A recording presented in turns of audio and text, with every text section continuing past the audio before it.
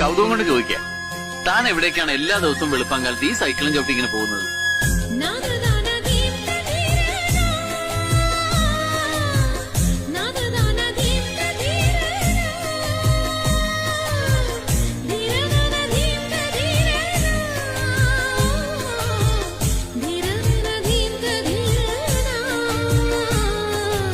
അല്ല, പറയുന്നതില് വിഷമം തോന്നരുത്.